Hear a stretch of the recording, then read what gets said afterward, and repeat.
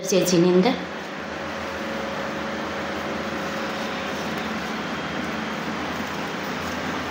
है मुनिवर चल के खुशियों का सागर छल के, नैनों में भर के उमंगे स्वागत में बिछाए पल के मुनिवर का करते स्वागत है, चरणों में वंदन है मुनिवर का करते स्वागत है, चरणों में वंदन है। इस मंगल पावन बेला में हम धन्य है आप पधारे, पाए आशीष आपकी शुभ भाग्य है आज हमारे। अंबर में जो जल छलके नैनों में भर के उमंगे, ये मंगल गीत है गाएं जीवन में खुशियाँ भर के मुनिवर का करते स्वागत है, चरणों में वंदन है मुनिवर का करते स्वागत है, चरणों में वंदन है। ज्ञान का दीप जला कर जन जन में जोश जगाया, आपके ज्ञान प्रवचनों से महानगर हर्षाया। चौमासा आपका पाके जागे हैं भाग्य हमारे, भावों का थाल सजाकर हम दर्शन करने आए मुनिवर का करते स्वागत है, प्रांगण में करते स्वागत है। आए हैं मुनिवर चल के खुशियों का सागर छल के, नैनों में भर के उमंगे स्वागत में बिछाए पल के मुनिवर का करते स्वागत है, चरणों में वंदन है मुनिवर का करते स्वागत है, चरणों में वंदन है। मुनि श्री कुणाल कुमार जी, आप सभी को मेरा सहभक्ति वंदन और उपस्थित पूरे उत्तर कोलकाता के तेरापंथी जैन समाज के श्रावकों, आप सभी को मेरा सादर जय जिनेंद्र।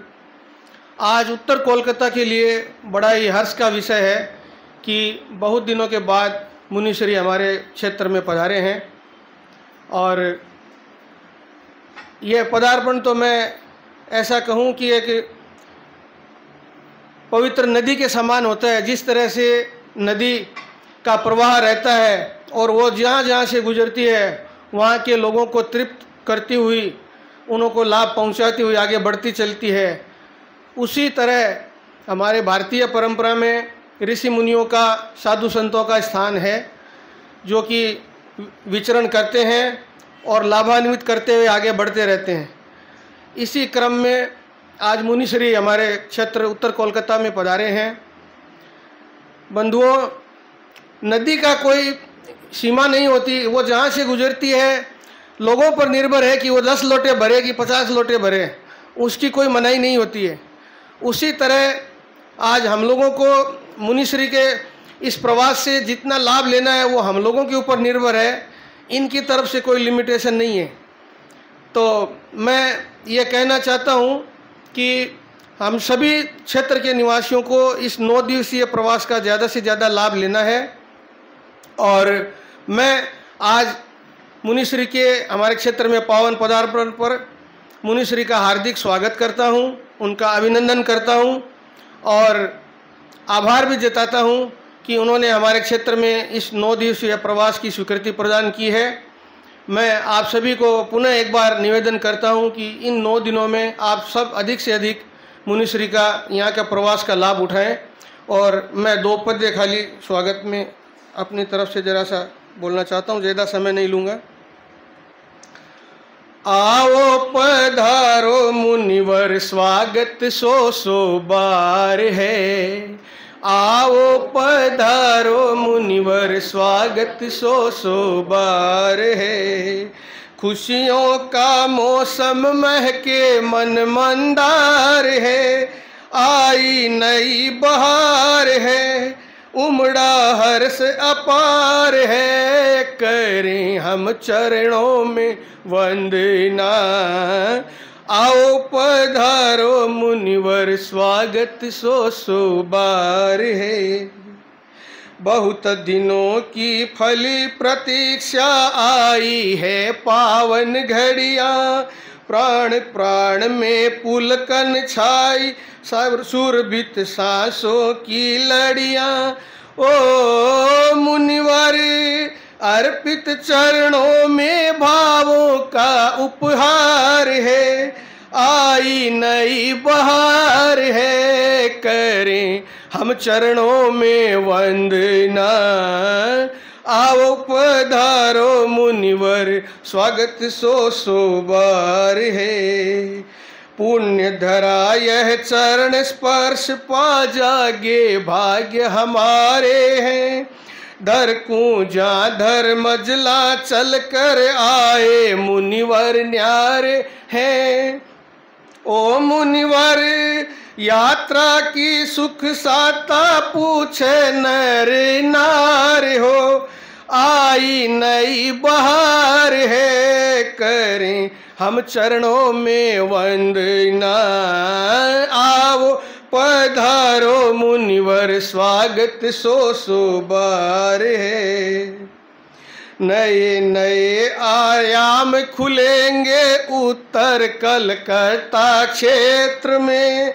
है उल्लास घणों जन जन में, बरना सागर गगरी में। ओ मुनिवर ओ मुनिवर आपके आने से बह रही नई बहार है।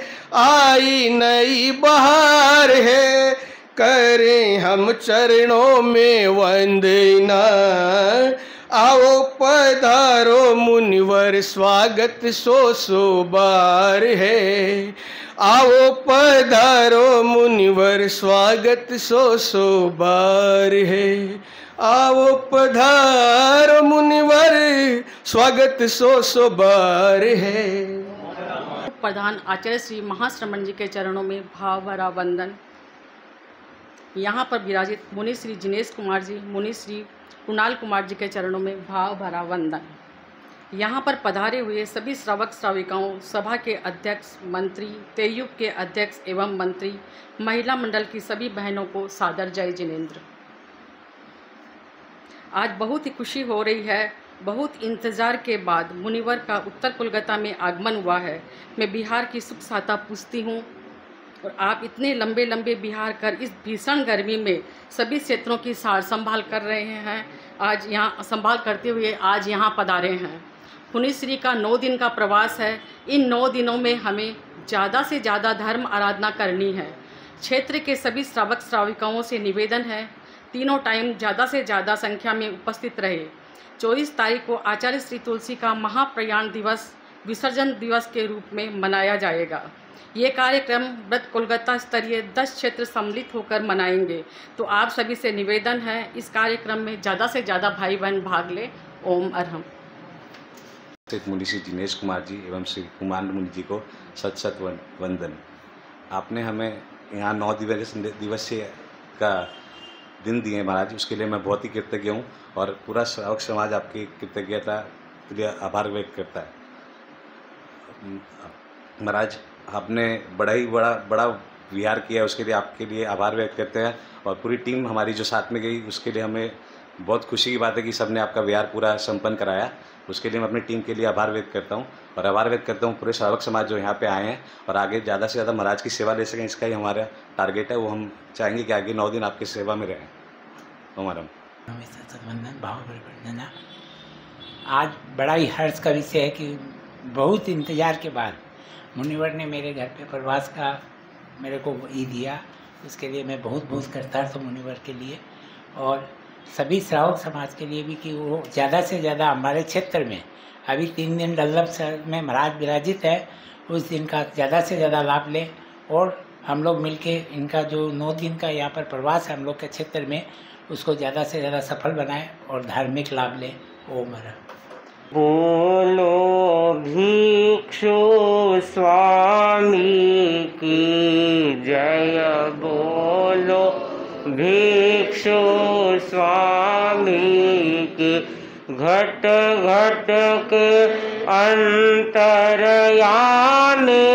की, घट घट के अंतरयान की जय, बोलो भिक्षु स्वामी की जय, बोलो भिक्षु स्वामी। कंटालिया में प्रभु जन्म लिया, कंटालिया में प्रभु जन्म लिया। दीपा माँ ने संस्कार दिया, दीपा माँ ने संस्कार दिया। जन जन के आस्था धान के, जन जन के आस्था धान के जय, बोलो भिक्षु स्वामी की जय, बोलो भिक्षु स्वामी। सब रोग शोक प्रभु नाम हरि, सब रोग शोक प्रभु नाम हरि। पग पग पर मंगल विजय वरे, पग पग पर मंगल विजय वरे। केवल मुक्ति पथ गामी की, केवल मुक्ति पथ गामी की जय, बोलो भिक्षु स्वामी की जय, बोलो भिक्षु स्वामी। हर पल हर क्षण हम ध्याते हैं, हर पल हर क्षण हम ध्याते हैं। आनंद अमोलक पाते हैं, आनंद अमोलक पाते। विभुवीर वचन अनुगान के, विभुवीर वचन अनुगान के जय, बोलो भिक्षु स्वामी की जय, बोलो भिक्षु स्वामी। प्रभु से ज्योति हमने पाई, प्रभु से ज्योति हमने पाई। अंतर मन में खुशियाँ छाई, अंतर मन में खुशियाँ छाई। जय जय प्रभु विश्व विराम की जय, जय प्रभु विश्व विराम की जय, बोलो भिक्षु स्वामी की जय, बोलो भिक्षु स्वामी। घट घट के अंतरयान के, घट घट के अंतरयान के जय, बोलो भिक्षु स्वामी की जय, बोलो की। भगवान महावीर स्वामी के श्री चरणों में कोटि से वंदन। योग प्रदान आचार्य श्री महासमुद्र के श्री चरणों में कोटि से वंदन। मुनिवृंद, उपास्य धार्मिक प्रेमी भाइयों बहनों, प्रभु महावीर की वाणी है, विहे संतवंग कुज्जा कुज्जा साहू हिम संतवंग। गृहस्थों का परिचय न करें, साधुओं का परिचय करें। भारतीय संस्कृति में सत्संगत का, संत दर्शन का बहुत बड़ा महत्व है। सत्संगत से व्यक्ति सुख को प्राप्त होता है, आनंद को प्राप्त होता है, चैतन्य की अनुभूति करता है, आत्मा का साक्षात्कार करता है। संत दर्शन से पूर्वार्जित कर्मों का क्षय करता है और नए शुभ कर्म का बंधन करता है। जब भी अवसर हो साधुओं की संगति करनी चाहिए। साधुओं की संगति करने से समाधि मिलती है और गृहस्थों की संगति करने से उपाधि बढ़ती है। साधुओं की संगति करने से संसार घटता है, गृहस्थों की संगति करने से संसार बढ़ता है। साधुओं की संगति करने से आठों पैर आनंद रहता है और गृहस्थों की संगति करने से आठों पैर व्याधि रहती है, दर्द रहता है, पीड़ा रहता है। इसलिए ज्ञानी जन बार बार कहते हैं सत्संगत करो। सत्संग से सुख मिलता है, जीवन का कण कण खिलता है। आचार्य ने भी बहुत सुंदर कहा है, ज्ञानी जनों ने भी बहुत सुंदर कहा है। सत्संगत करने से क्या लाभ होता है? पहला लाभ होता है जार्यं धियो हरति सिंचति वाहि सत्यम। इसमें दो बातें बताई हैं। सत्संगत करने से जो अल्पज्ञ है, बुद्धि की जड़ता है, वह समाप्त हो जाती है, वह विज्ञ हो जाता है और विद्वान हो जाता है। आप कहेंगे सत्संगत से विद्वान कैसे होता है? उसके जैसा कर्म में लिखा हुआ है, जैसा ख्योसम होगा उतना ही याद कर पाएगा। सत्संग से सीखेगा कैसे? ज्ञानी जनों ने बहुत सुंदर उत्तर दिया है। वो संतों की संगति में रहेगा, पॉजिटिव भाव का विकास होगा, मनोबल मजबूत होगा, धृति बल मजबूत होगा, संसार के प्रपंचों से दूर रहेगा और संकल्प को बढ़ाता हुआ आगे बढ़ेगा। इसलिए सत्संगत करने से जो अल्पज्ञ है वह विज्ञ हो जाता है, जो नास्तिक है वह आस्तिक हो जाता है, जो पापी है वह पावन हो जाता है। अर्जुन माली का उदाहरण आपके सामने है, चंद्रकोशी का उदाहरण आपके सामने है, रोहिणी चोर का उदाहरण आपके सामने है, वाल्मीकि की घटना आपके सामने है। तो यहाँ बताया गया सत्संगत करने से पहला जो लाभ है, जो अल्पज्ञ है वह विज्ञ हो जाता है, जो मंद बुद्धि वाला है वह तीव्र बुद्धि वाला हो जाता है। क्यों? जो संतों की संगति में बैठता है तो संतों की अपार कृपा उसको मिलती है। अपार कृपा मिलने से उसका चिंतन बदलता है, उसकी भावना में चेंज आता है, पॉजिटिव भाव बढ़ता है, तो वह विज्ञ हो जाता है। दूसरा बताया गया जो सत्संगत करता है उसके जीवन में सत्य प्रतिष्ठित होता है। आप कहेंगे महाराज ये बात तो थोड़ी गले कम उतरती है। जो आपके ज़्यादा संपर्क में रहते हैं वही ज़्यादा आपकी भाषा में घोटाला करते हैं, असत्य बोलते हैं, ये करते हैं, वो करते हैं। केवल पास में बैठने से जीवन में सत्य प्रतिष्ठित नहीं होता है। आप सच्चे मन से सत्संगत करोगे, सच्चे मन से साधुओं की संगति करोगे, दर्शन करोगे, निश्चित ही आपके जीवन में बदलाव आएगा दिशा और दशा बदलेगी और जीवन में सत्य प्रतिष्ठित होगा। वो सुंदर दृष्टांत आता है। नगर सेठ के एक लड़का था जिसका नाम मणिशेखर था। बड़ा ही प्रतिभा संपन्न था, समझदार था। और आप जानते हैं कब जीवन में बदलाव आता है पता नहीं चलता है।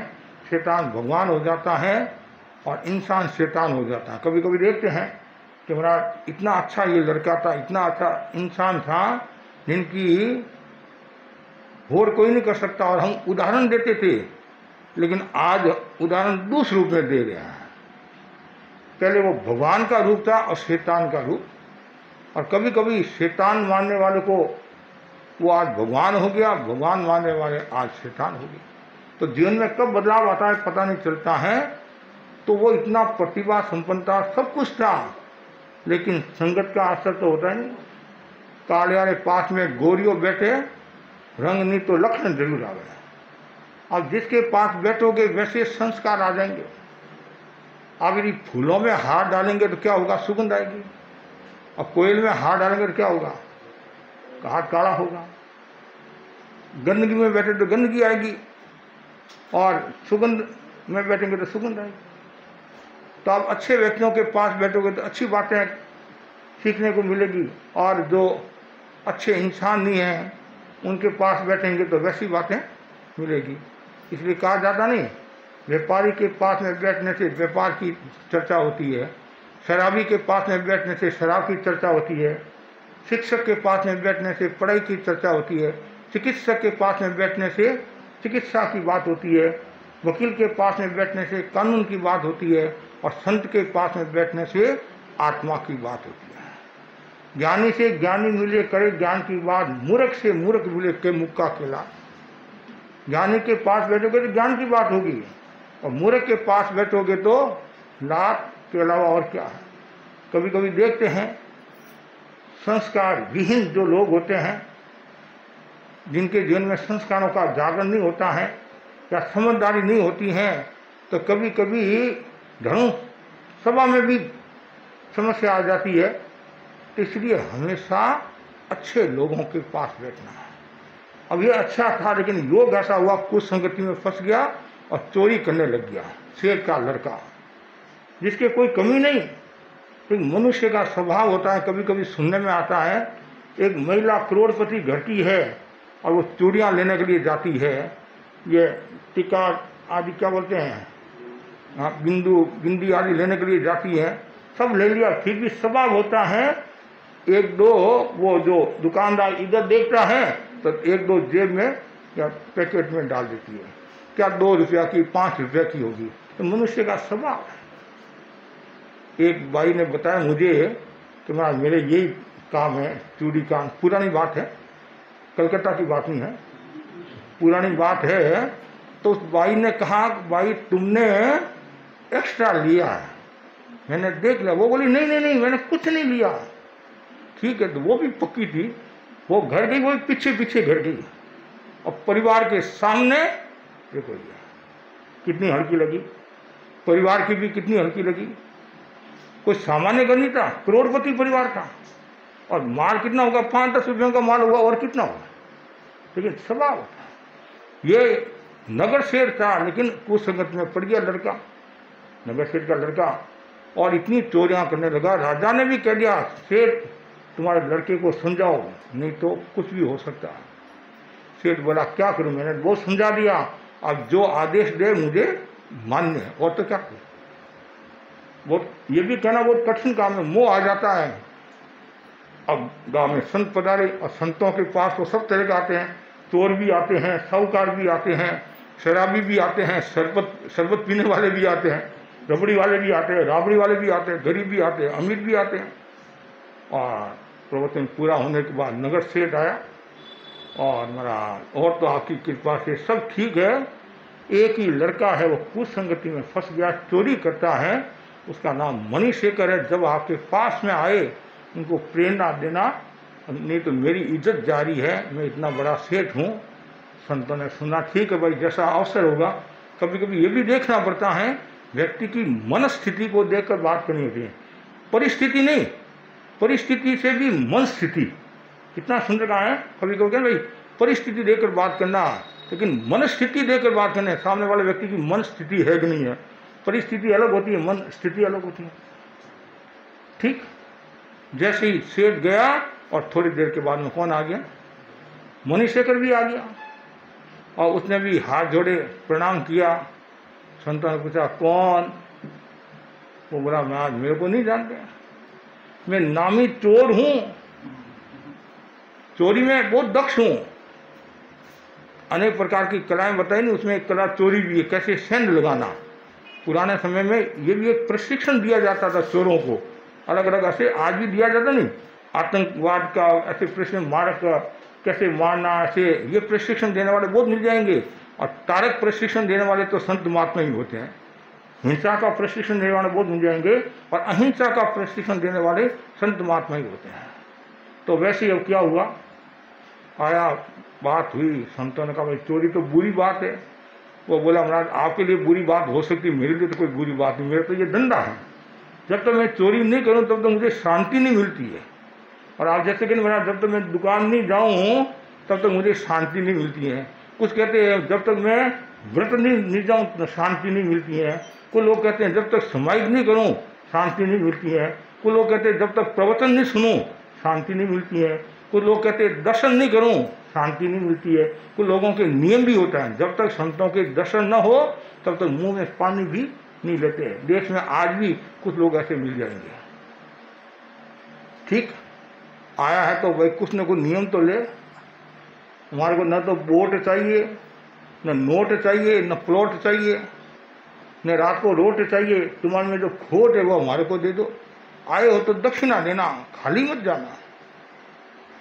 ठीक है महाराज आपकी इतनी भावना है, आज से मैं झूठ बोलने का त्याग करता हूँ। पीछे क्या रहा, झूठ बोलने का जो त्याग कर लेता है तो समझना चाहिए बेड़ा पार है। आज वर्तमान में ऐसा लग रहा है, प्रतीत हो रहा है, असत्य ज़्यादा बढ़ रहा है। इसका एक कारण है मोबाइल। मोबाइल के कारण आदमी कभी कभी ऐसा होता है, मेरे सामने भाई बैठा है और वो मोबाइल से बात कर रहा है, वो बोल रहा है कि मैं बेंगलोर में हूँ। मेरे मन में आया मेरे सामने ये ऐसा बोल रहा है तो बाहर कितना बोलता होगा, क्यों हम असत्य बोले। लेकिन आजकल तो काफ़ी मोबाइल में भी काफ़ी चीज़ें आ गई, तू कहाँ बैठा है वो भी बता देते हैं, वो भी बता देते हैं। ये थोड़ी पुरानी बात है, लेकिन मनुष्य का स्वभाव हो गया जानबूझकर असत्य बोलना। आप ये नहीं जानते कितने कर्मों का बंधन होता है। कोहावा, लोहावा, भयावा, हासावा। क्रोध के वशीभूत होकर आदमी असत्य बोलता है, लोभ और भय के वशीभूत होकर आदमी असत्य बोलता है, और हंसी मजाक में भी असत्य बोल देता है। एक युवक जा रहा था, सामने से दूसरा युवक मिला, अरे मूर्ख तू यहाँ खड़ा है, तुम्हारी औरत बगीचे में किसी के साथ में घूम रही है। जैसे कहा आया गुस्सा, अभी जाता हूँ दोनों को खत्म करता हूँ, ऐसी औरत मुझे नहीं चाहिए। आगे बढ़ा, गुस्सा शांत हुआ, सोचने लगा मेरी तो भी शादी हुई नहीं है, औरत आई कहाँ से, औरत आई कहाँ से। लेकिन आदमी मजाक कर लेता, ये 1 अप्रैल आता ना 1 अप्रैल, और उस समय तो आश्चर्य होता है। फिर बुरा मत, ऐसा भी लिखा जाता है होली पर बुरा मत मानना होली है, उस पर भी उनमें भी ऐसा लिखा जाता है। और 1 अप्रैल तो मतलब हाँ, लोगों को 1 अप्रैल बना देते हैं, अप्रैल फूल बोलते हैं, अप्रैल फूल बना देते हैं। तो वैसे ही अब उसने कहा आज से मैं झूठ नहीं बोलूँगा, और संत ने अपने ज्ञान से जाना बेड़ा पार। वो उसी रात को पड़ोस में एक राजा था, उसके बाद चोरी करने के लिए गया, और उस राजा ने कहा आज रात को ही चोर पकड़ना है। पूरे एरिया में आतंक छाया हुआ है, दहशत छाई हुई है, लोग बहुत परेशान हैं, चोरियां हो रही है, बड़ी मुश्किल से तो धन कमाते हैं, और 1 महीना में जितना कमाया और चोर आते हैं सब लेकर चले जाते हैं। कभी कभी देश के बारे में भी सुनते हैं, अंदर कोई, और आश्चर्य होता है मकान में चोर अपना अड्डा जमा देते हैं, 5 दिन 7 दिन मकान में रहते हैं, वो भोजन बनाना करना, और आसपास वालों को पता भी नहीं चलता है, पता भी नहीं चलता, और ध्यान भी कौन देता है, आते जाते हैं। अब रात को चोर चोरी करने के लिए गया, रास्ते में राजा ने सब व्यवस्था कर ली, गश्त लगा दी, सब आज ही पकड़ना है। सबसे पहले कोतवाल मिला, कौन, रात को 12 बजे कौन है तू? वो बोला मैं चोर हूँ। झूठ बोलने का त्याग था उसके। तो उस कोतवाल ने सोचा पागल आदमी है, छोड़ दिया। फिर मंत्री मिला, कौन? चोर, उसने भी पागल समझ के छोड़ दिया। पुलिस वाले ने भी पागल समझ के छोड़ दिया। और लास्ट में कौन मिलता है? राजा। राजा बोला कौन? मैं चोर हूँ। क्या नाम है? यहाँ वो अपना नाम भी बताता है, मेरा नाम मणिशेखर है। और कहाँ जा रहा है चोरी करने के लिए? मैं राजा के वहाँ चोरी करने के लिए जा रहा हूँ। पीछे भी ऐसे ही कहा, मैं चोर हूँ और राजा के वहाँ चोरी करने के लिए जा रहा हूँ। तो उन्होंने सोचा पागल आदमी है, तो छोड़ दिया। राजा ने सोचा पागल तो नहीं है, कोई घर घराने का है और कोई कुसंगति में पड़ गया जिसके कारण ये चोरी करने के लिए जा रहा है। तो राजा भी बुद्धिमान था, बहुत समझदार था। राजा बोला मैं भी चोर हूँ। क्या कहा? राजा बोला मैं भी चोर हूँ। तो मणिशेखर बोला चोर चोर मास क्या भाई, तुम भी चोर मैं भी चोर, मासी के बेटे भाई हो गए ना। तो फिर तू राजा के वहाँ चोरी करने के लिए जाएगा तो मेरे को क्या देगा? 50-50, आधा आपका आधा मेरा। राजा देखता रह निडरता के साथ, निर्भीकता के साथ और बोल रहा। और राजा का घर आ गया। राजा ने सोचा मेरे घर पर ये डाका डालेगा, देख क्या करता ये। और तत्काल नए चोर से कहा तुम नीचे खड़े रहो, तुम इतने परफेक्ट नहीं हो और नवोदित खिलाड़ी हो, छक्का चौका कैसे मारना तुम नहीं जानते हो, मेरे को जाने दो। उसके पास विद्या थी। ऊपर गया और उसी दिन 5 रत्न आए हुए थे और कोतवाल ने डिबिया में टेबल पर रख दिया, कल सुबह तिजोरी में रख दूंगा। तो जैसे ही गया देखा 5 रत्न, तो वो तो सत्यवादी था। 5 रत्न का क्या करेंगे? 50-50 में तो 2-2 आते हैं, 4 और 2.5 तो होते नहीं है। उन्होंने सोचा एक राजा के लिए छोड़ दूँ बेचारा, नहीं तो वो मर जाएगा, हार्ट अटैक आ जाएगा। तो एक छोड़ कर 4 लेकर तत्काल आ गया। और नया चोर बोला चोरी करके आ गया, लगता है आज तो तुम्हारी पुण्य ही काम आई है। और ज़्यादा समय नहीं लगा, गया और सीधा माल तैयार था। क्या? रत्न। कितने थे? 5। कितने लाए? 4। क्यों? 50-50। इतना का राजा ने विश्वास कर लिया, प्रमाणिक है। चोर तो है नहीं, सत्यवादी है, प्रमाणिक है। क्यों? राजा को पता था 5 है।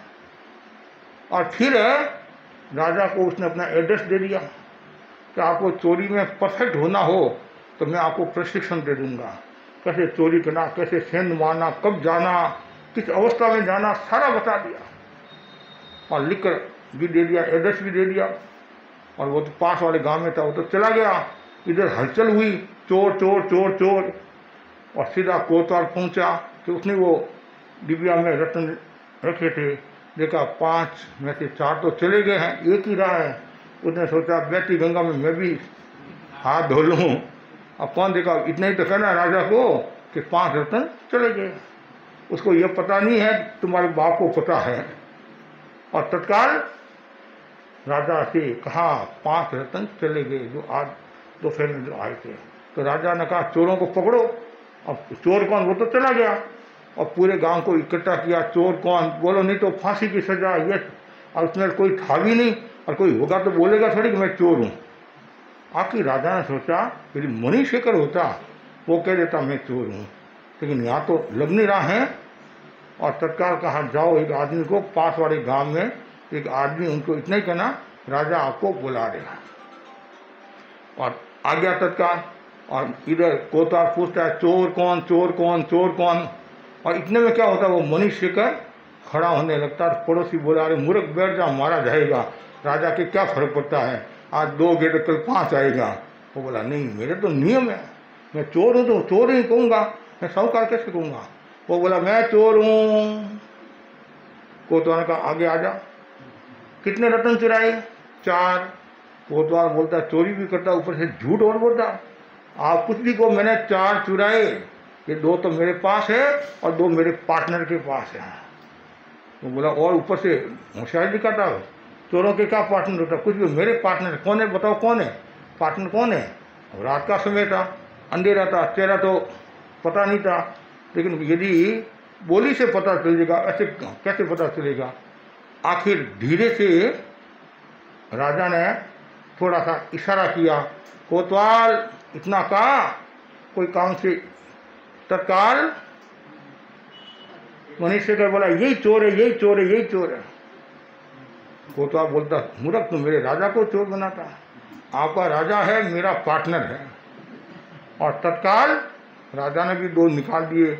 अब बेचारा कोतवाल तो देखता रह गया, धड़कन तेज होगी, अब प्राण जाए। और राजा ने कहा, कोतवाल देव टटोल, 5 हाथ तुम भी रख दे, 5 हाथ तुम भी रख दे। 2 और 2 4 और 5 कोतवाल को तो निष्कासित कर दिया और उसकी जगह मणिशेखर को कोतवाल पद पर नियुक्त कर दिया। क्यों? राजा ने जान लिया निर्भीक है, निडर और सत्यवादी है, झूठ नहीं बोलता है। प्रशासन के क्षेत्र में सत्यवादी मिलना बहुत मुश्किल होता है, लेकिन जो सत्संगत करता है और निष्ठा के साथ उसके जीवन में सत्य प्रतिष्ठित कैसा होता है? मणिशेखर की तरह। मानो नति दिशति पापो मुपाकरोति। और जो सत्संगत करता है तो वो उन्नति को प्राप्त होता है, यश को प्राप्त होता है, कीर्ति को प्राप्त होता है, और उसका मिथ्यात्व चला जाता है, अंधकार चला जाता है, और मिथ्या दृष्टिकोण चला जाता है, और हमेशा सद्बुद्धि को प्राप्त होता है, सद ज्ञान को प्राप्त होता है, और चारों ओर उसके आनंद ही आनंद है, यश और कीर्ति। कभी कभी देखते हैं ना, ये सत्संग करने वाला, इसका कितना नाम है। क्यों? सत्संग का एक अलग प्रभाव होता है, इसलिए आगे बताया है, सत्संगत कथय किंग न करोति पुंसा। सत्संगत करने वाला व्यक्ति क्या नहीं करता है? सब कुछ कर सकता है। तो बस मैं भी आपको यही कहना चाहता हूँ, आप भी निरंतर सत्संगत करते जाइए, और जितनी ज़्यादा सत्संगत में रुचि जगाओगे उतना ही आपका कल्याण होगा। और आप ये भी जानते हैं, हर समय तो संत महात्मा पधारते नहीं है, सत्संगत की प्रेरणा देने वाले नहीं आते हैं। कभी कभी आते हैं, आपको प्रेरणा दे देते हैं और 12 महीना की खुराक साथ में दे देते हैं। जैसे बाई पियर जाती है ना, 12 महीना में एक दिन पियर जाती है, छुट्टियां का दिन है या कोई विशेष फंक्शन है, अलग बात, सामान्य था 12 महीना में एक दिन जाती है, महीना भर रहती है, 10 दिन 15 दिन, फिर माँ उसको 12 महीना की सीख साथ में दे देती है। तो वैसे हमारे संत महात्मा आते हैं तो 12 महीना की एक शिक्षा दे देते हैं, भाई इसका प्रयोग करते जाना, फिर नए संत सत्या पधारेंगे, वो आपको नई शिक्षा देंगे और नई बातें बताएंगे। तो इसलिए सत्संगत का बहुत बड़ा मूल्य होता है। जैसे कहा जाता है, कुत्ते 2 प्रकार के होते हैं, एक पालतू और एक फालतू। पालतू कुत्ता होता है नहीं, उसके गले में पट्टा होता है, उसको कोई छेड़ता नहीं है। कभी कभी आप देखते होंगे, सुबह सुबह मालिक कुत्ते को लेकर जाता है और कुछ गले में पट्टे भी होते हैं, हरे के कुछ के, तो जिसके पट्टा होता है वो पालतू होता है, उसको कोई छेड़ता नहीं है, और छेड़ता है तो परिवार वाले उसको छोड़ते नहीं हैं। और जो फालतू होता है, जिसके पट्टा नहीं है, उस कुत्ते को सब डराते हैं, मारते भी हैं। अब देखो, पालतू और फालतू का कितना महत्व है। उसी प्रकार मनुष्य भी 2 प्रकार का है, एक पालतू और एक फालतू। जिसने सत्संगत का पट्टा लगा दिया वो तो पालतू हो गया, जिसने सत्संगत का पट्टा नहीं लगाया वो फालतू हो गया। अब आपके हाथ में है, आपको पालतू होना है, फालतू होना है। तो संत महात्मा तो हमेशा पालतू की बात करेंगे, फालतू की क्यों बात करेंगे? हमेशा ये कहेंगे, आप हमेशा प्रभु का पट्टा रखो, और जब भी आपका मन असंयम में चला जाने वाला है, हिंसा में जाने वाला, तत्काल उसको रोक दो। भाई संत महात्मा ने कहा था, हमें हिंसा की ओर नहीं जाना, भोग की ओर नहीं जाना है। तो बस इतना ही मैं आपको कहना चाहता हूँ, ज़्यादा से ज़्यादा भाई बहन सत्संगत की साधना करें, संत दर्शन का लाभ उठाए। और बहुत मुश्किल काम है कि संतों का पदार्थवान, कभी कभी पदार्थवान होता है, और आप भाग्यशाली हो, आपको संतों का सानिध्य मिला। और संत तो ऐसे और कम आते हैं, साधना तो फिर भी पदार्थ जाती है, संत तो और कम आते हैं। तो आज हम दक्षिण हावड़ा से विहार कर आज हम कहाँ है, उत्तर कलकत्ता के डेवलप एरिया में है। हाँ, और सब डेवलपमेंट में लगे हुए हैं। संसार की प्रवृत्ति में तो खूब लगे हुए हैं, लेकिन आत्मा का भी डेवलपमेंट हो, उसकी भी चिंता करना है। तो उसके लिए सत्संगत करो, संयम की ओर बढ़ो। कितना सुंदर कहा है, संसार मगजमारी है और संयम समझदारी है। संसार मगजमारी है, दिन भर मगजमारी है, ऐसा करो वैसा करो, संयम समझदारी है। तो संत हमेशा संयम की बात करते हैं। तो आज हम लंबा विहार करके आए हैं, और हमारे श्रावक श्राविकों ने बहुत अच्छी सेवा की है, युवाओं ने बहुत अच्छी सेवा की, बड़े लोगों ने भी अच्छी सेवा की है। और इस भीषण गर्मी में और सेवा करना बहुत बड़ी बात है। और हमने आपको 10 दिन का प्रवास दिया था, लेकिन एक दिन कारण से कम हो गया है। इन 9 का अंक भी शुभ है, अक्षय होता है, अक्षय होता है। हम कोशिश करेंगे ज़्यादा से ज़्यादा आपको सार संभाल करें। और उत्तर कलकत्ता ऐसे छोटा क्षेत्र है, लेकिन भावना भक्ति वाला क्षेत्र है। हम पिछली बार भी यहाँ कुछ दिन रुक कर गए थे, इस एरिया में रुक कर गए थे। लोगों की भक्ति भावना है। चातुर्मास में भी समय समय पर काफ़ी भाई बहनों ने लाभ लिया। चातुर्मास के बाद भी समय समय पर दर्शन करते रहते हैं, अर्घ करते रहते हैं। और हमने भी आपकी भावना को ध्यान में रखते हुए अच्छे दिन दिए, आपको अच्छे दिन दिए। और आप अच्छे दिनों का लाभ लेना, अच्छे दिनों का लाभ लेना है, लाभ लेना। और कोई भी आलस नहीं करे, प्रमाद नहीं करे। और मैं जानता हूँ